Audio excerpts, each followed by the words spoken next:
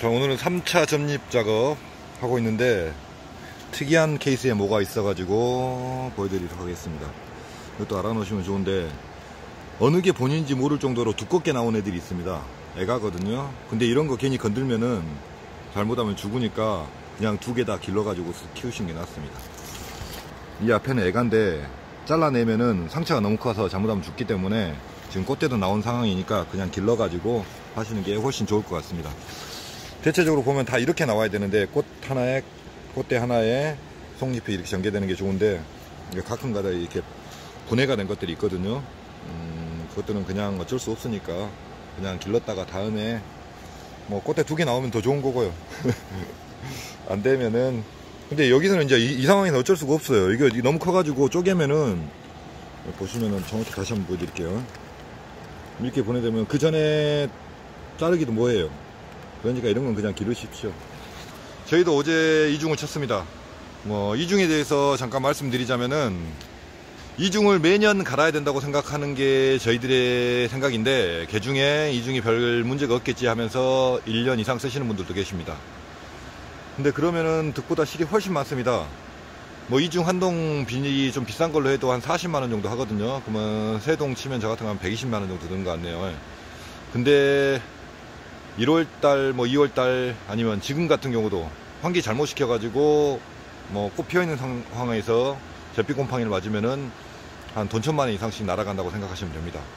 그리고 기본적으로 이중을 2년 쓰면은 빛 투과율도 떨어집니다. 먼지가 별로 없는 것 같이 보여도 먼지가 엄청나게 많이 쌓여 있어 가지고 작물에 그렇게 광합성을 갖다 많이 할 수 없으니까 이중은 그때그때 갈아주시는 게 좋고요. 지금 꽃대는 지금 거진 90% 가까이 나왔는데 이 부분에서 이제 말씀드리고 싶은 것 중에 하나가 이 잎입니다. 잎. 주야간 온도차가 엄청 심해짐으로 해서 잎들이 대체적으로 약간의 경화가 생길 것입니다. 그리고 저는 마지막으로 위양병이 좀 조짐이 있어가지고 항생제 계통을 좀 뿌렸거든요. 그러다 보니까 이 항생제들 잘못 뿌리면 이렇게 약해를 약간씩 입습니다. 그 약해 부분도 마찬가지긴 한데 저희가 잎을 상당히 소중하게 여기는 이유 중에 경화를 안 시키려는 이유 중에 하나가 뭐냐면 잎은 일하는 날짜가 정해져 있습니다. 혹자는 45일, 어떤 분은 60일까지도 일을 한다고 이야기를 하는데 45일까지 일한다고 하더라도 얘가 그 딸기를 키우려면 적게는 45일 딸기가 만들어지는데 60일까지 걸리거든요. 적산 온도를 계산했을 때 날이 좋으면 빨리 익기도 하지만 그 와중에 얘가 충분한 일을 할 수 있으려면은 잎을 망가뜨리면 안 됩니다. 경화가 되면 안 됩니다. 이렇게 오후 시간인데도 야들야들하고 그래야지만 가능하고요. 그래야지 잎이 좋아서 과를 싱싱한 과일, 당도 높은 과일을 만들 수 있고요. 잎 관리하는데 상당히 신경을 쓰시는 게 좋습니다. 주야간 온도차가 워낙 심하다 보니까 이때 이제 너무 늦게 문을 닫거나 그래가지고 경화를 시켜버리는 경우들이 많거든요. 만지면 저희들 같이 이렇게 딱 오그라졌다 펴지는 게 아니고 바스락거리 버리는 경우가 생깁니다. 그때 정말 조심해야 됩니다. 그러기 위해서 3시 반 정도 에서 문을 닫아가지고 바깥 온도하고 적응할 수 있는 시간을 약간 주시고요.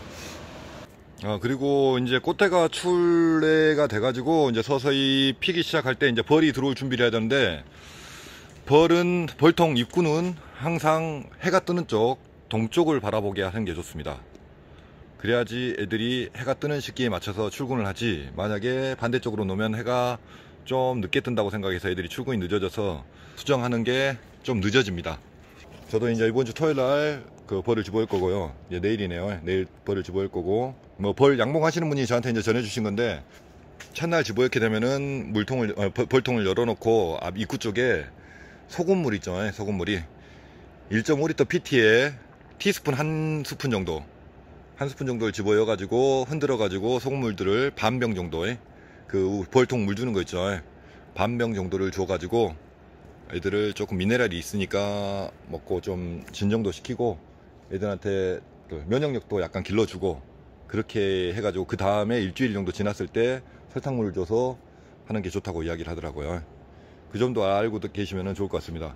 지금 저희 아직까지도 오후 해 지는 시간인데도 아직까지는 녹색이 좀 짙어 보이는데 오전에는 연하고 오후에는 좀 이렇게 짙어집니다. 그때 잎 관리를 상당히 잘 하셔야 됩니다. 안 그러면은 과가 맺혀가지고 착화돼서 익을 때까지 제일을 못 해가지고 맛없는 과일이 나옵니다. 제가 예전에 말씀드렸던 것 같이 식물들은 조건을 맞춰줘야 되는데 조건을 안 맞춰준 상황에서 영양제나 기타 등등 뭐 이걸 쓰더라도 걔네들은 효과를 그만큼 볼 수가 없습니다. 그러니까 이 점 아시고 계시길 바랍니다. 보시면 아시겠지만 여기 꽃대가 나왔는데 꽃대가 좀 약하긴 하지만 꽃대도 이것도 7개는 따겠네요. 지금 90% 정도는 출래를 했습니다. 그 제가 말씀드린 저승사자하고 손잡고 있는 200그루가 있는 동은 바로 옆에 동입니다. 열받아서 지금 안 들어가고 있습니다. 이 동 끝나고 나면은 이 동 입작업을 다 하고 나면 들어가서 또 그 상황도 한번 보여드리도록 하겠습니다. 다들 질문도 많이 해주시고 댓글도 달아주시고 그래서 좋네요. 앞으로 더 저도 많이 공부해가지고 도움이 될 수 있도록 노력하겠습니다. 오늘 영상은 여기서 마치겠습니다. 감사합니다.